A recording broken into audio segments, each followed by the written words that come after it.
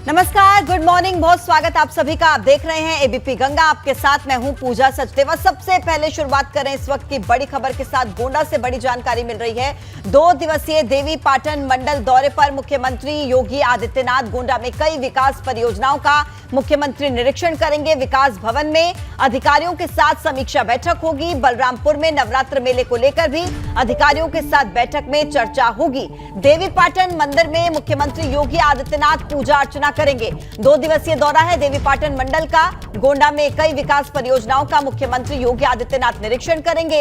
इसके अलावा विकास भवन में अधिकारियों के साथ मुख्यमंत्री की बैठक होगी और नवरात्र मेले को लेकर, जो कि बलरामपुर में होने वाला है, उसी को लेकर अधिकारियों के साथ बैठक में चर्चा होगी। इसी के साथ देवी पाटन मंदिर में मुख्यमंत्री योगी आदित्यनाथ पूजा अर्चना भी करेंगे। 2 दिन का दौरा रहेगा देखिए ये देवी पाटन मंडल का, और बेहद महत्वपूर्ण हो जाता है जब मुख्यमंत्री वहां पर पहुंचेंगे तो ऐसे उम्मीद है कि कई विकास परियोजनाएं होंगी जिनका मुख्यमंत्री निरीक्षण करेंगे, यानी कि सौगातें मिलने वाली हैं।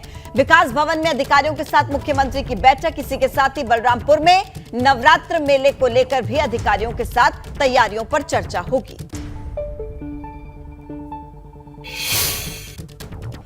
और देखिए इसी बीच एक और बड़ी खबर। प्रयागराज कांड में आज भी बुलडोजर की कार्रवाई जारी रहेगी। उमेश पाल शूटआउट केस में शूटर गुलाम के घर बुलडोजर चलाए। शूटर गुलाम के बाद गुड्डू के घर पर भी बुलडोजर चलाने की तैयारी है। दोपहर को 12 बजे से यह कार्रवाई शुरू हो सकती है। इसके अलावा देखिए पूरा मुफ्ती इलाके में गुड्डू मुस्लिम के घर पर बुलडोजर चलेगा। उमेश पाल शूटआउट केस में बुलडोजर कार्रवाई लगातार जारी है। शूटर गुलाम के घर पर पहले ये कार्रवाई की गई और अब गुड्डू मुस्लिम के यहां ये कार्रवाई होगी। दोपहर 12 बजे से बुलडोजर की कार्रवाई शुरू हो सकती है। पूरा मुफ्ती इलाके में गुड्डू मुस्लिम के घर पर बुलडोजर चलेगा। प्रयागराज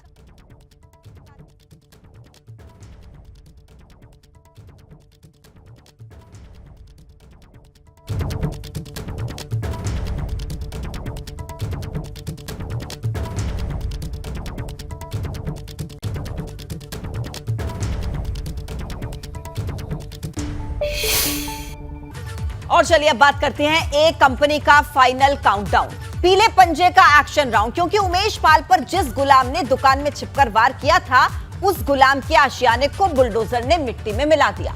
और अब बारी है अतीक और उसके गुर्गों की। अगले 48 घंटे भारी हैं, क्योंकि एक तरफ तो बुलडोजर एक्शन में है और दूसरी तरफ अतीक के बेटे के खिलाफ 400 किलोमीटर दूर तक का चक्रव्यूह रच दिया गया है।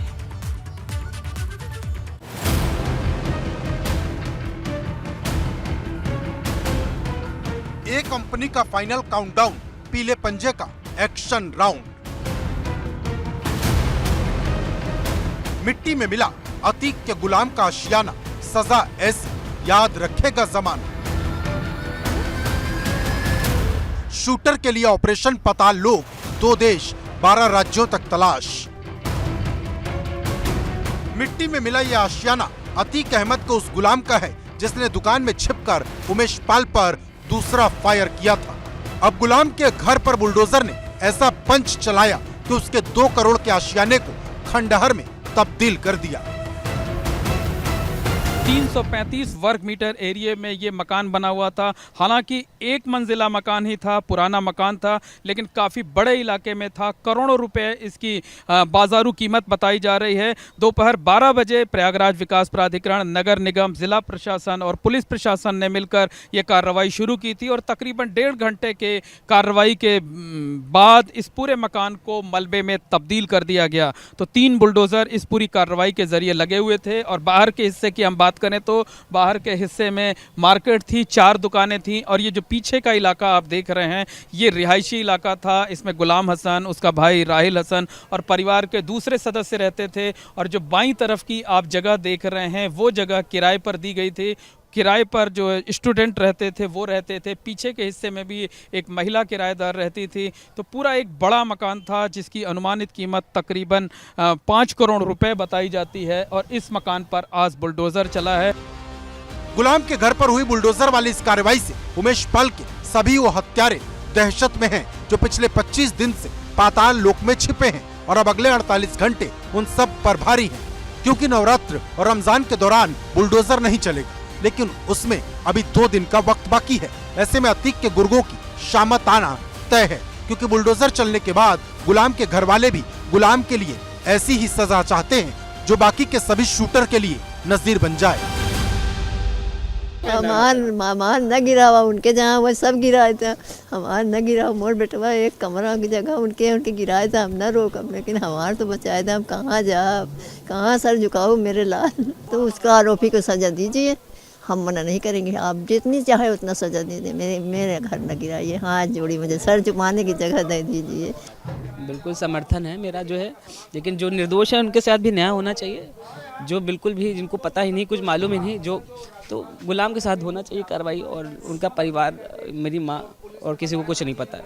हम लोग ने डिसाइड किया है कि जिस तरह का कार्य किया है, हमारी माँ उन्होंने हमेशा सारे भाइयों को यही सिखाया कि ईमानदारी से रहो, सही रास्ते पर चलो, किसी के साथ कभी गलत मत करो। आज उन्होंने जिस तरह से कार्य करके हम लोग को बीच चौराहे पे खड़ा कर दिया, इस बूढ़ी माँ को बीच चौराहे पे खड़ा कर दिया, परिवार ने डिसाइड किया कि हम लोग उसका शॉप भी नहीं लेंगे। सरकारी अमले के मुताबिक Umesh Pal shoot out case में आज से शुरू हुआ बुलडोजर एक्शन का पार्ट 2 फिलहाल यही नहीं थमेगा।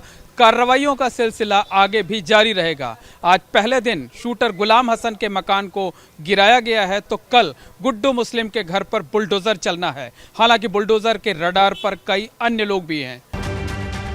लेकिन जहां एक तरफ बुलडोजर दहाड़ रहा, वहीं अतीक के बेटे असद को पकड़ने के लिए धरपकड़ तेज हो गई है, जिसकी तलाश में पुलिस सोमवार को आगरा पहुंची, लेकिन वो पकड़ में आता उससे पहले ही भाग निकला।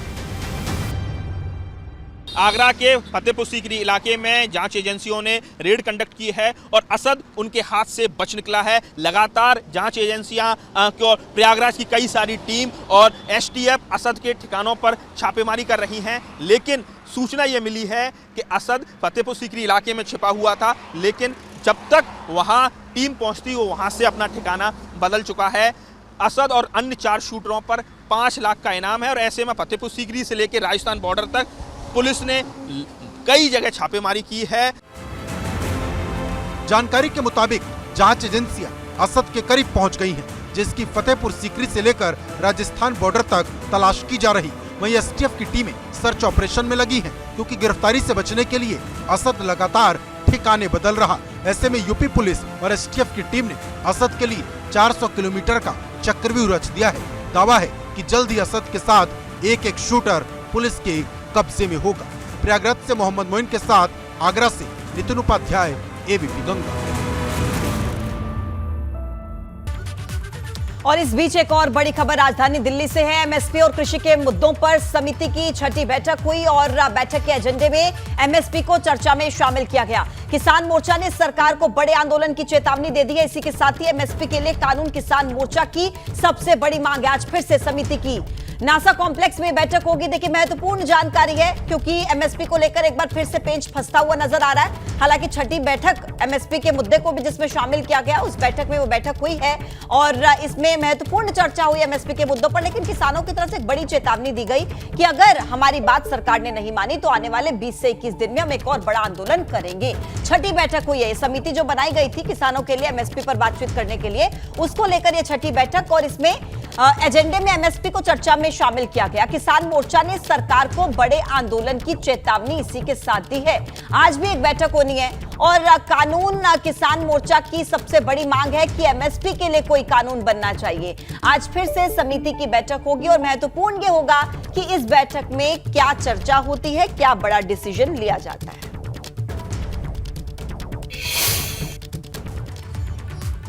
देखिए, किसानों ने दिल्ली कूच करके एमएसपी के मोर्चे पर आंदोलन की चेतावनी दे दी है और बारिश ने किसानों की फसल को बर्बाद भी कर दिया।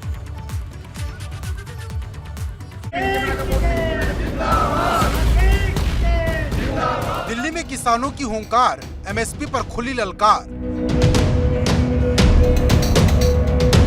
सड़कों पर किसान आंदोलन वाली चेतावनी।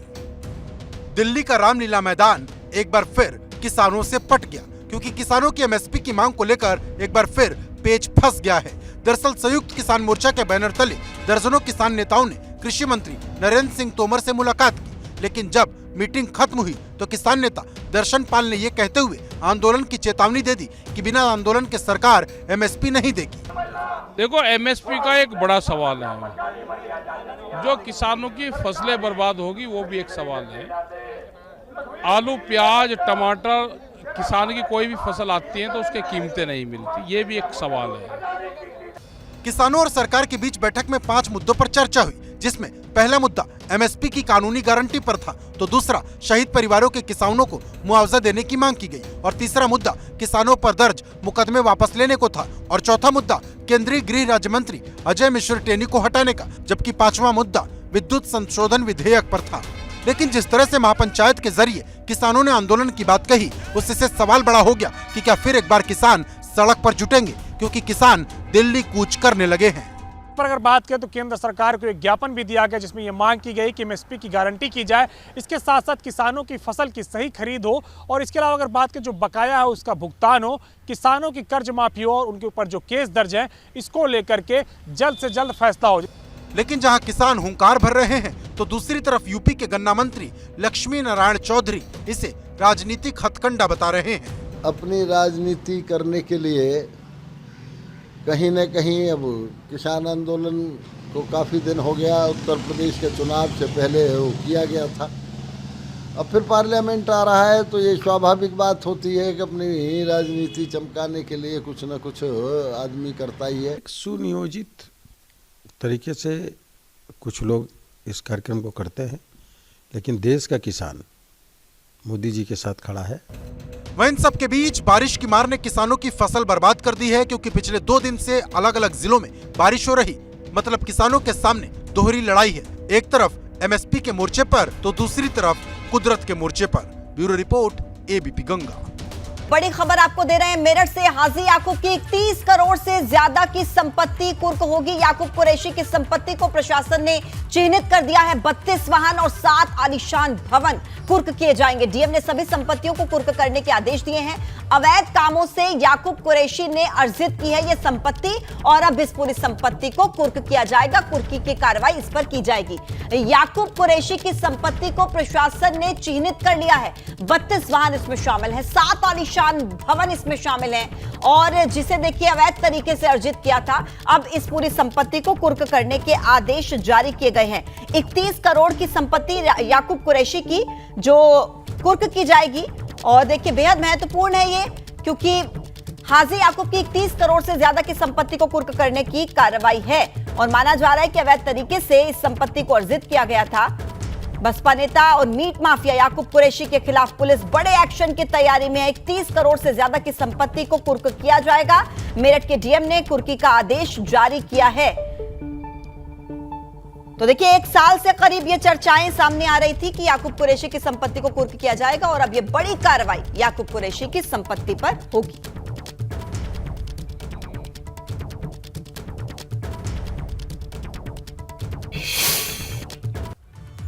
प्रयागराज से बड़ी खबर है। रामपुर पब्लिक स्कूल पर कार्रवाई का मामला सामने आया। आज इलाहाबाद हाईकोर्ट में मामले में सुनवाई होगी। स्कूल के प्रिंसिपल ने हाईकोर्ट में याचिका दाखिल की है। कोर्ट ने बच्चों की परीक्षा के मद्देनजर स्कूल खोलने के निर्देश दिए थे।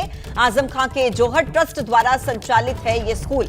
आज इलाहाबाद हाईकोर्ट में इस मामले की सुनवाई होगी। बेहद महत्वपूर्ण है। देखिए रामपुर पब्लिक स्कूल पर कार्रवाई से जुड़ा ये मामला, जहां स्कूल के प्रिंसिपल की तरफ से हाईकोर्ट में याचिका दाखिल की गई है। कोर्ट के बच्चों की परीक्षा की वजह से स्कूल खोलने के आदेश जो हैं, और आजम खां के जौहर ट्रस्ट द्वारा ये स्कूल संचालित है, और इस पूरे मामले को लेकर आज होनी है सुनवाई।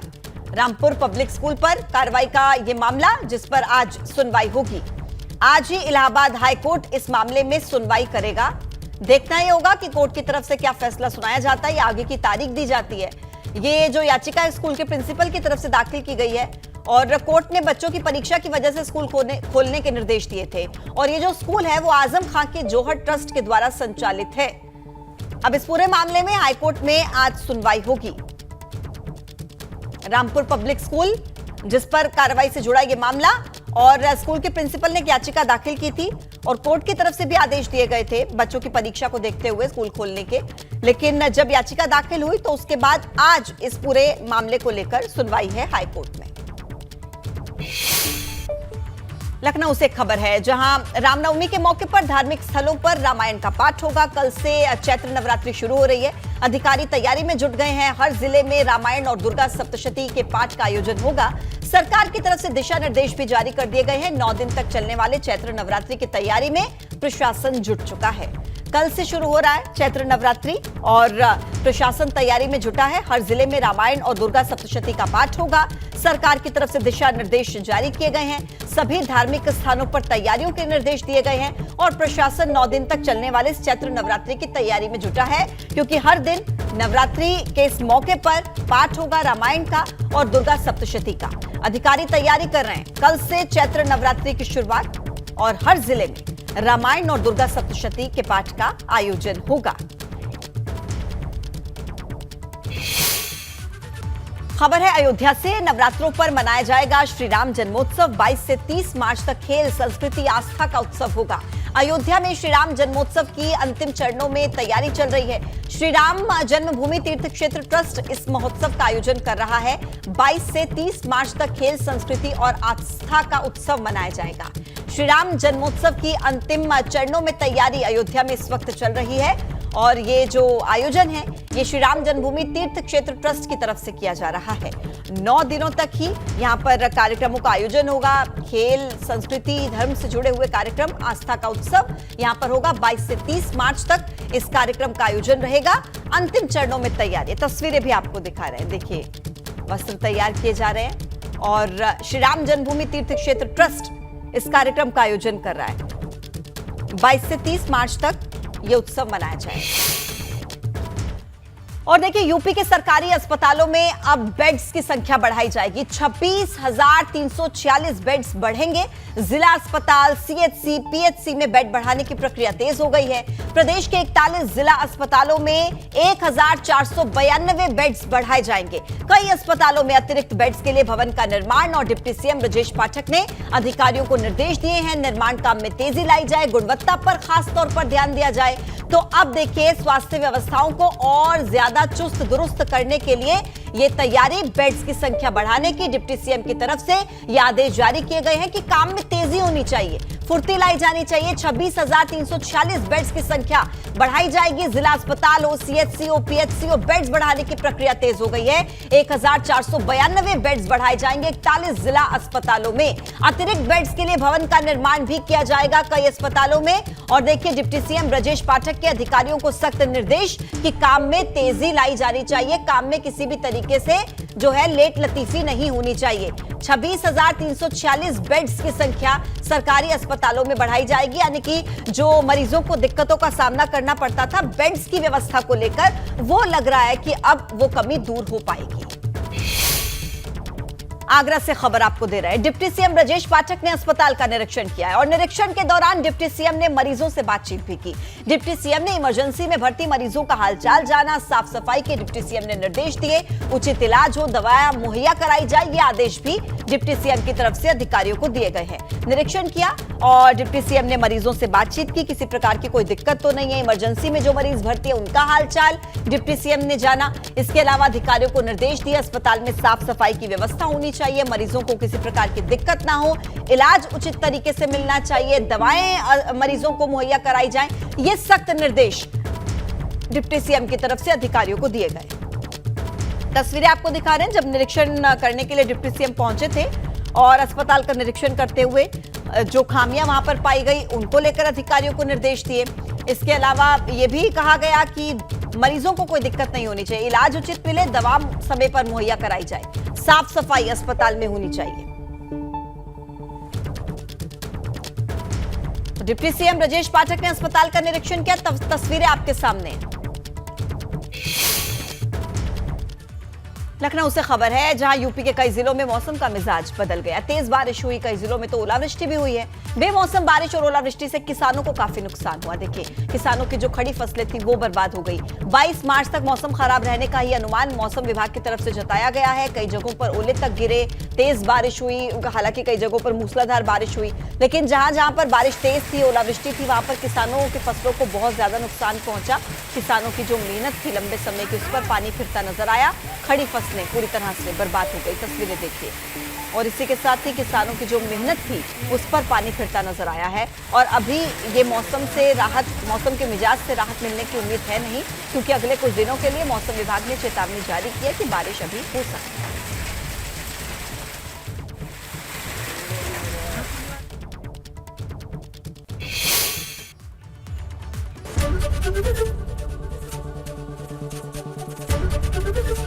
एबीपी गंगा, खबर आपकी, जुबान आपकी।